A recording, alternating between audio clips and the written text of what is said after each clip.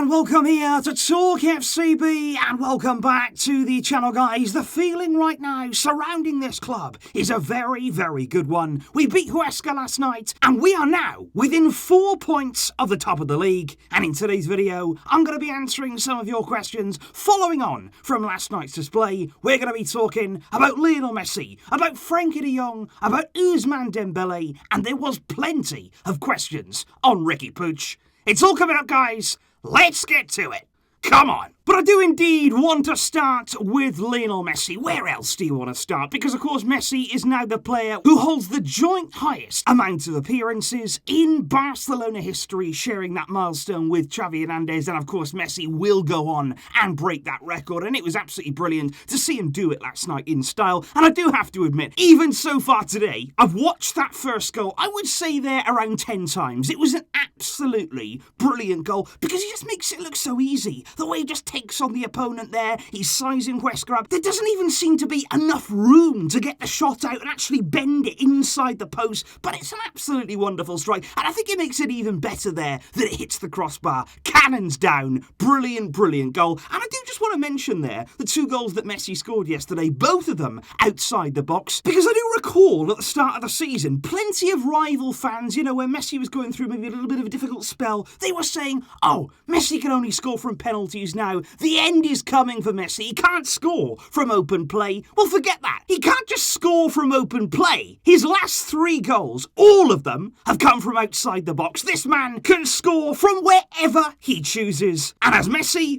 always does, shutting down those haters. But I do also want to focus some really positive attention on the performance, not only yesterday, but also against PSG. I felt Frenkie de Jong playing there as a centre-back in the middle there of the 3, with 2 defenders either side of him. And I actually really do like watching de Jong in that position because he can sort of affect everything. I think he's really calm and composed at the back. Of course, he helps us really well in our build-up, and he just seems to read the game so well. And I just think you look at de Jong so far this season, you look at the way he's been deployed in so many different positions, but he always impresses. It doesn't matter where you play him, doesn't matter who you play him against, he will be effective, whether it's in our own box defensively. He's shown right throughout the season that he can also do real damage in the opponent's area, because even yesterday, when he was playing at centre-back, he somehow managed to get on the end of a cross. It was a brilliant ball from Alba, great run from de Jong, and he hit the bar. This man is absolutely fantastic. He has all the ability you would want in a Barcelona player, and he's just the definition of a fantastic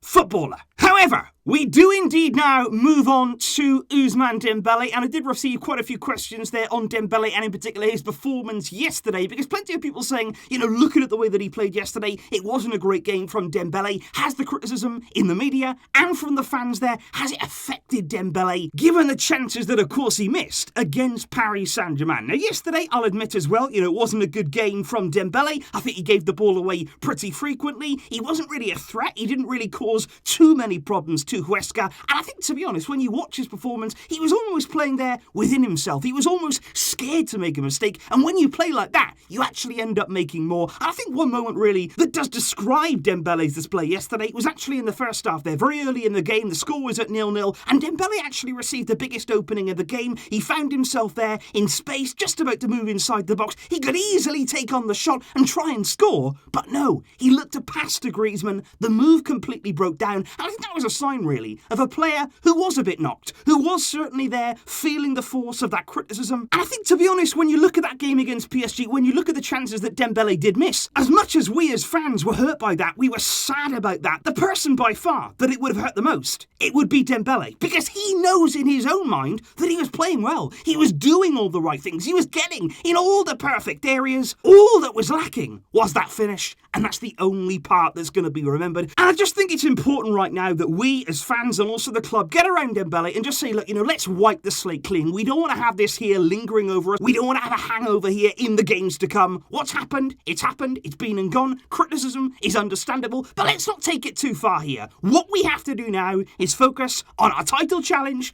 That's the most important thing. And what that means is getting behind Dembélé, getting behind every player and backing them to show their best level. But of course, we do have to talk about Riqui Puig. That was probably the player who from you guys I received the most questions on, because there's so many different questions really lingering over Riqui Puig. Because obviously yesterday against Huesca, in the dying moments of the game, he did make a rare appearance from the bench, and he hasn't really played much at all recently. In fact, that cameo that he came on for yesterday, just a few minutes that he had, it was just his second appearance in the past 6 games, which equates there to just 10 minutes of football, which of course for any player aspiring there to improve and develop, that is simply not enough. But you've got to give credit here, I feel, to Riqui Puig, because as he always seems to do, doesn't matter there if he's given 2 minutes, it doesn't matter whether he's given 20 minutes, when he comes on, he makes an impact. He does something there, he gives you something in the time that he's on the field. He looked to get on the ball, he was positive in possession, he made great runs off the ball, and you actually look at that final goal from Barca, the 4th goal, he was a massive part of it. He actually set that move in motion there, quick thinking, on the edge of his own box, he took a risk, played it into Trincao, and Barcelona were away, and that is everything that we know that Riqui can do. He's got that in his game. But of course, many people are now saying, with the emergence of Ilaix Moriba and the way that he's played, and he has been absolutely brilliant, you can't deny that, and you can understand why Koeman wants to play him as much as he can, and I think Koeman probably does trust in Ilaix a little bit more than he does Riqui. He sees in there, I think, as a bit more of a presence in midfield, because once again yesterday, when Riqui came on, it was in place of Pedri. It was there in that more advanced role, as opposed to one of the deeper midfielders. But I think what we'd like from Koeman, we have to give him credit, of course, to the way we turned around our form. We think he's doing a good job in terms of the way that we're playing right now. But the one thing that we do want, what we've been demanding from him really, ever since he came in, we just want to see a bit more of Riqui Puig. I can understand there the fact that he's got plenty of players to play. I can understand there that we have a lot of talented youngsters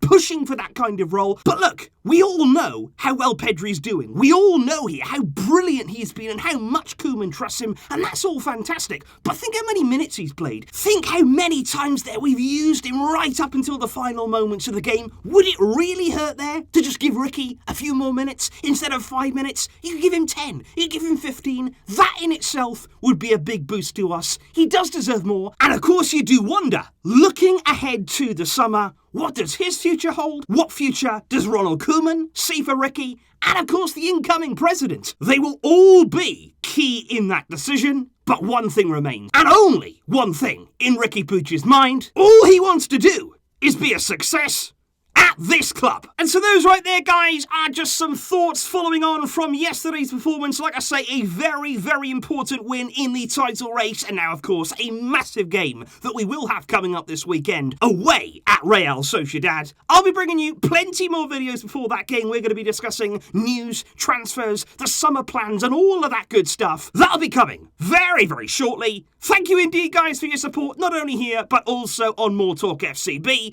I really do appreciate that. And like I say, there is plenty coming up for you. I'll see you then. But until next time, as always, Huesca, el Barça.